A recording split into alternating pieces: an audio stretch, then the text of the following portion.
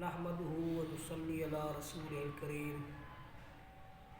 اما بعد فاعوذ بالله السميع العليم من الشيطان الرجيم بسم الله الرحمن الرحيم ان الصلاة كانت على المؤمنين كتابا موقوتا او کما قال رسول اللہ صلی اللہ علیہ وسلم فصلاہن لأوقاتہن۔ میرے محترم بھائیوں اور دوستوں، کتب احادیث کے اندر جب آپ یہ نماز کا جو چیپٹر ہے اس کے متعلق جب غور کریں گے تو آپ یہ دیکھیں گے کہ محدثین نے نماز کی فرضیت، اہمیت اور اس کی فضیلت کے بعد اور اس کے مسائل ضروریہ کو بیان کرنے کے بعد مثلا نماز سے پہلے جو طہارتیں انسان کو درکار ہوتی ہیں ان طہارتوں کے بارے میں اور پاکیزگیوں کے بارے میں بیان کرنے کے بعد اور یہ مسئلہ نماز کی فرضیت، اہمیت اور اس کی فضیلت اچھی طرح ذہن نشین کرانے کے بعد اور ان کے بارے میں مکمل رسوخ جو ہے وہ نمازی کو فراہم کرنے کے بعد ہر حدیث کی کتاب کے اندر باب مواقیت الصلاۃ یعنی نمازوں کے اوقات کے متعلق ہر حدیث کی کتاب کے اندر تقریباً ہر حدیث کی کتاب کے اندر یہ باب موجود ہے، کیونکہ اللہ تبارک و تعالیٰ نے فرمایا ہے ان الصلاۃ کانت علی المؤمنین کتابا موقوتا کہ نماز مومنوں کے اوپر اس کے جو مقررہ اوقات ہیں ان اوقات کے اندر فرض کی گئی ہے۔ اور آپ صلی اللہ علیہ وسلم نے بھی اس بات پر زور دیتے ہوئے نماز کا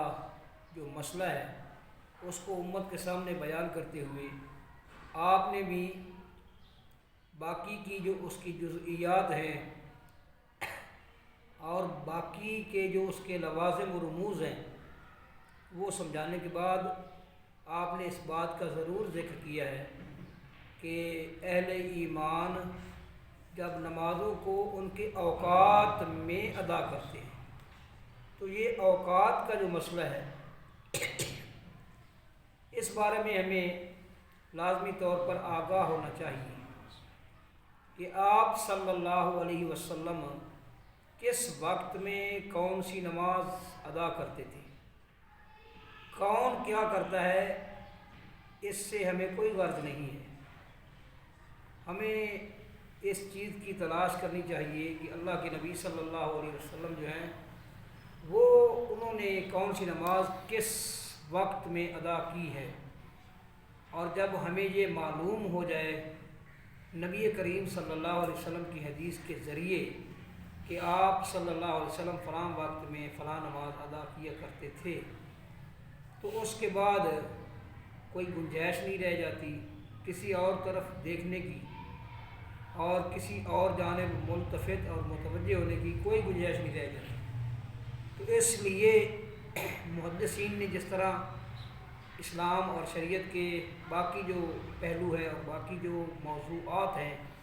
ان پر بڑی عرق ریزی کے ساتھ اور بڑی باریک بینی کے ساتھ ان پر توجہ دی ہے، اسی طرح نماز کے جو اوقات نبی کریم صلی اللہ علیہ وسلم سے منقول ہے ان کا بھی انہوں نے پورا اہتمام کیا ہے۔ تو آج آپ کے سامنے ہم نماز کے جو اوقات ہیں جو اللہ کے نبی صلی اللہ علیہ وسلم سے منقول ہیں اور ثابت ہیں یہ احوال آپ کے سامنے جو ہے نا وہ بیان کرتے ہیں۔ حضرت جابر بن عبداللہ رضی اللہ تعالی عنہ نبی کریم صلی اللہ علیہ وسلم کے صحابی حضرت عبداللہ بن جہش رضی اللہ عنہ کے فرزند ارجمند۔ یہ بھی اللہ تبارک و تعالیٰ کے پاک پیغمبر آپ علیہ الصلاۃ والسلام کے بہت پیارے صحابی تھے اور آپ کے بہت قریبی رشتہ دار بھی تھے، کیونکہ عبداللہ بن جہش جو ہیں وہ حضرت زینب بنت جہش کے بھائی ہیں اور یہ زینب بنت جہش کے بھتیجے ہیں۔ تو یہ فرماتے ہیں ان النبی صلی اللہ تعالیٰ علیہ وسلم جاءہ جبریل، نبی کریم صلی اللہ علیہ وسلم کے پاس جبرائیل امین علیہ السلام آئے، فقال قم فصلی، تو جبرائیل نے آپ صلی اللہ علیہ وسلم کو یہ بات آپ کے گوش گزار کی کہ آپ کھڑے ہوں اور نماز پڑھیں۔ فصلی الظہر حین زالت الشمس، تو اللہ کے نبی صلی اللہ علیہ وسلم نے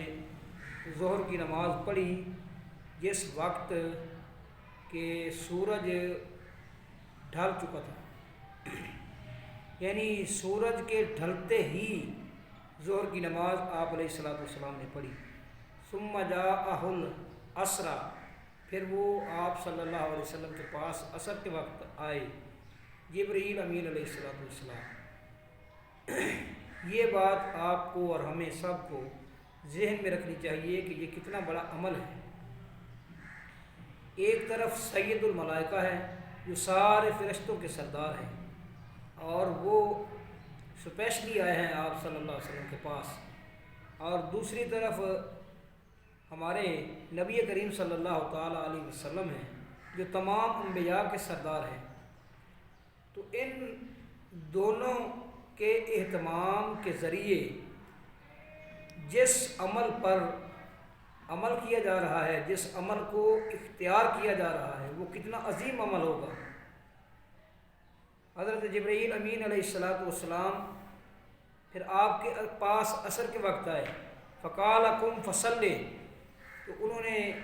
آپ سے یہ گزارش کی کہ آپ کھڑے ہوں اور نماز پڑھیے۔ فصلی العصر حین صار ظل کل شیء مثلہ، تو آپ صلی اللہ علیہ وسلم نے عصر کی نماز پڑھی جب ہر چیز کا سایہ اس کے برابر ہو گیا تھا، یعنی اگر درخت ہے تو درخت کا جتنا قد ہے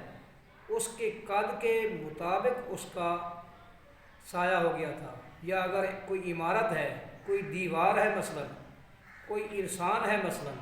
یا مثلا آپ کی جو بالشت ہے، اگر اس کو آپ اس طرح سے زمین کے اوپر جو ہے نا اپنے ہاتھ کو رکھتے ہیں، نیچے والی انگلی جو ہے نا زمین کے ساتھ لگا کر، تو اس کو کہتے ہیں بالشت۔ بالشت کا سایہ بالشت کے برابر ہو گیا، تو تب آپ صلی اللہ علیہ وسلم نے عصر کی نماز پڑھی۔ ثم جاءہ المغرب، پھر آپ صلی اللہ علیہ وسلم کے پاس جبرائیل آئے، اور یہ بھی دیکھ لیں کہ بار بار ہر نماز کے وقت جبرائیل آ رہے ہیں آپ صلی اللہ علیہ وسلم کے، کتنا اہم عمل ہے یہ۔ پھر مغرب کے وقت آئے اور آپ کو انہوں نے گزارش کی کہ آپ نماز پڑھیں، قم فصلی، آپ کھڑے ہوں اور نماز پڑھیں۔ فصلی المغرب حین واجبت الشمس، آپ صلی اللہ علیہ وسلم نے نماز پڑھی مغرب کی جب سورج چھپ گیا تھا۔ ثم جاءہ العشاء، پھر عشاء کے وقت پھر آئے جبرائیل امین علیہ السلام اور انہوں نے کہا قم فصلی، آپ کھڑے ہوں اور نماز پڑھیں، تو آپ نے عشاء کی نماز پڑھی۔ حین غاب الشفق، جب شفق یعنی مغرب کی جانب، مغرب کی سمت، جو زردی سورج کے غروب ہونے کے بعد پھیلتی ہے مغرب کی سطح کے اوپر، وہ جب زردی غائب ہو گئی تو پھر آپ نے عشاء کی نماز پڑھی۔ فقال ثم جاءہ الفجر، پھر آپ صلی اللہ علیہ وسلم کے پاس وہ فجر کے وقت آئے تو انہوں نے کہا آپ نماز پڑھیے۔ فصلی الفجر، آپ نے فجر کی نماز پڑھی۔ حین بارک الفجر، جب فجر پوری طرح پھوٹ چکی تھی، یعنی جو اندھیرا ہوتا ہے، تاریکی ہوتی ہے، منظر کے اوپر، فضا کے اوپر تاریکی جو چھائی ہوئی ہوتی ہے، وہ تاریکی کے اوپر جو ہے نا وہ سفیدی جو ہے وہ غالب آ چکی تھی۔ او قال الساطع، یا آپ نے فرمایا، یا راوی بیان کرتے ہیں، یا جس وقت فجر جو ہے نا وہ واضح ہو چکی تھی، واضح یعنی رات کی رخصت کے آثار نمودار ہو چکے تھے، اور صبح کی آمد کے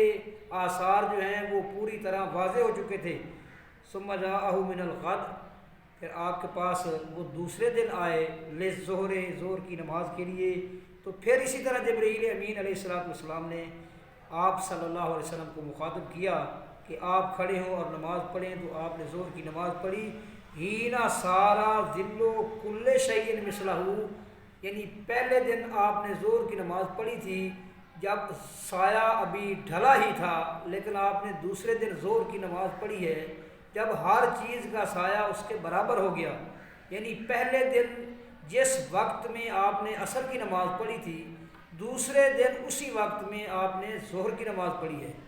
ثم جاءہ العصر، پھر عصر کے وقت آئے، فقال قم فصلی، اور گزارش کی کہ آپ کھڑے ہوں اور نماز پڑھیں، تو آپ نے عصر کی نماز پڑھی۔ ہینا سارا ذل کل شیء مثلہ، جس وقت ہر چیز کا سایہ اس سے دگنا ہو چکا تھا۔ اگر عمارت ہے، دیوار ہے، درخت ہے، انسان ہے، کسی بھی چیز کا سایہ جب اس سے دگنا ہو چکا تھا تو اس وقت میں آپ نے عصر کی نماز پڑھی۔ ثم جاءہ المغرب، پھر مغرب کے وقت آئے، وقتاً واحدہ، ایک ہی وقت میں، لم یزل عنہ، جس کو آپ اس وقت میں آئے جس کو آپ ہمیشہ اختیار کیا کرتے تھے، اور کبھی اس وقت کے علاوہ مغرب کی نماز آپ صلی اللہ علیہ وسلم نہیں پڑھا کرتے تھے۔ ثم جاءہ العشاء، پھر عشاء کے وقت آئے، ہینا ذہب نصف اللیل، جب آدھی رات رخصت ہو چکی تھی، او قال ثلثہ، یا رات کا دو تہائی حصہ جو ہے وہ گزر چکا تھا۔ فصلی العشاء، تو آپ نے اس وقت عشاء کی نماز پڑھی۔ ثم جاءہ حین اسفر جدا، پھر آپ صلی اللہ علیہ وسلم کے پاس آئے جب جو ہے نا سفیدی کافی پھیل گئی تھی۔ فقال قم فصلی، فصلی الفجر، پھر آپ نے فجر کی نماز پڑھی۔ ثم قال، تو پھر آپ نے فرمایا، ما بین ہذین الوقتین، ان دو وقتوں کے درمیان جو وقت ہے،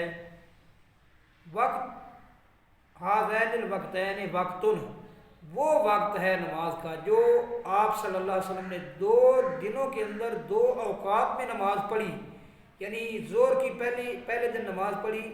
جب سورج ابھی ڈھل رہا تھا، دوسرے دن پڑھی جب ہر چیز کا سایہ اس کے برابر ہو گیا تھا۔ تو آپ نے فرمایا یہ جو ظہر کی نماز کا جو اصل وقت ہے، ان 2 وقتوں کے درمیان کا وقت ہے۔ اسی طرح پہلے دن آپ نے نماز پڑھی جب ہر چیز کا سایہ اس کے برابر ہو گیا تھا عصر کی، دوسرے دن عصر کی نماز پڑھی جس وقت ہر چیز کا سایہ جو ہے وہ دگنا ہو چکا تھا، اور پھر آپ نے فرمایا کہ ان 2 اوقات کے دوران آپ لوگوں نے، امت نے نماز پڑھنی ہے۔ وقت جو ہے نماز کا ان 2 وقتوں کے درمیان ہے۔ اور پھر شام کے وقت کے بارے میں تو واضح طور پر آ گیا کہ آپ نے پہلے دن بھی اسی وقت پر نماز پڑھی ہے، اور دوسری دن بھی اسی وقت پر نماز پڑھی ہے، لیکن عشاء کی نماز پھر 2 اوقات میں پڑھی ہے، اور صبح کی نماز پھر 2 اوقات میں پڑھی ہے۔ یعنی عشاء کی پہلے آپ نے نماز پڑھی تھی جب شفق غائب ہوئی تھی، اس کے ساتھ ہی آپ نے عشاء کی نماز پڑھ دی تھی، لیکن دوسرے دن آپ نے یا تو نصف رات کو یعنی آدھی رات کو جا کر پڑھی ہے، اور یا پھر رات جب 2 تہائی حصہ رات کا چلا گیا تھا تو تب آپ نے عشاء کی نماز پڑھی ہے۔ تو ان 2 وقتوں کے درمیان عشاء کی نماز کا وقت ہے۔ اسی طرح فجر کی نماز جو ہے وہ آپ صلی اللہ علیہ وسلم پہلے دن آپ نے پڑھی تھی جب فجر پھوٹ چکی تھی، اور دوسرے دن آپ نے پڑھی تھی جب پوری طرح سفیدی جو ہے نا وہ چھا چکی تھی ماحول پر۔ تو اس کے درمیان جو ہے نا ان 2 اوقات کے درمیان ہے صبح کا وقت۔ اس کی مزید تفصیل جو ہے نا وہ دوسری حدیثوں کے اندر دوسرے مقامات پر دوسرے ابواب میں ان اوقات کی تفصیل آتی ہے۔ تو بہرحال اس حدیث سے یہ واضح ہو جاتا ہے کہ آپ صلی اللہ علیہ وسلم نے ظہر کا جو وقت ہے یا عصر کا جو وقت ہے، مغرب کا وقت تو ویسے ہی ایک ہی ہے، لیکن ظہر اور عصر کا وقت جو ہے یہ دونوں نمازیں جو ہیں آپ صلی اللہ علیہ وسلم نے اول وقت میں پڑھی ہیں، کیونکہ جس ان دو وقتوں کے درمیان جو وقت ہے وہ نماز کا اول وقت ہے۔ اسی طرح فجر کی جو نماز ہے وہ بھی آپ صلی اللہ علیہ وسلم نے اول وقت میں پڑھی ہے، اور وہ بھی ان دو وقتوں کے درمیان کا وقت ہے۔ اور عشاء کی نماز جو ہے وہ آپ صلی اللہ علیہ وسلم اس میں تاخیر جو ہے نا، اس کا اصل وقت ہی آپ نے جو ہے نا وہ نصف رات بتایا ہے، کہ اگر ایک حدیث میں آپ نے فرمایا کہ اگر میں اپنی امت کے لیے یہ مشقت اور مشکل نہ سمجھتا تو میں ان کو حکم دیتا کہ وہ جو ہے نا نصف رات یعنی آدھی رات کے وقت اس نماز کو ادا کیا کریں۔ بہرحال جو ہے نا اعتدال اور میانہ روی اور اقتصاد یہ آپ صلی اللہ علیہ وسلم کے اندر بھی آپ کے اعمال کے جو آپ کا جو طریقہ اعمال ہے اس کے اندر بھی اقتصاد ہے، اعتدال ہے اور میانہ روی ہے، اور اسلام کے تمام احکامات میں میانہ روی ہے۔ تو آپ صلی اللہ علیہ وسلم نے جن اوقات میں یہ نمازیں ادا کی ہیں، نماز فقط خود فرض نہیں ہے، یہ غلط فہمی ہے لوگوں کی، فقط صرف آپ خود نماز فرض نہیں ہے، جس طرح نماز فرض ہے اسی طرح نماز کے جو اوقات مقرر کیے ہیں شریعت نے، ان اوقات کے اندر نماز پڑھنا فرض ہے۔ اگر کوئی آدمی ظہر کی نماز کا جو وقت ہے اس سے پہلے اگر وہ نماز پڑھنی شروع کر دے تو اس کی نماز نہیں ہوگی۔ اسی طرح اگر وہ معمول بنا لیتا ہے بغیر کسی عذر کے اور مجبوری کے، کہ جب نماز کا وقت نکل جاتا ہے اور وہ معمول بنا لیتا ہے کہ میں نے اس وقت میں نماز پڑھنی ہے، تو اس کی نماز نہیں ہوگی۔ نماز جس طرح خود فرض ہے اس کے اوقات بھی اسی طرح فرض ہیں، اور جو اوقات آپ صلی اللہ علیہ وسلم نے جن کا انتخاب کیا ہے اور جو آپ نے مقرر کیے ہیں، جن اوقات میں آپ نے نماز پڑھ کر دکھائی ہے، انہی اوقات کے اندر نماز پڑھنا مطلوب ہے اور لازمی ہے۔ اللہ سے دعا ہے کہ اللہ تبارک و تعالی عمل کرنے کی توفیق دے۔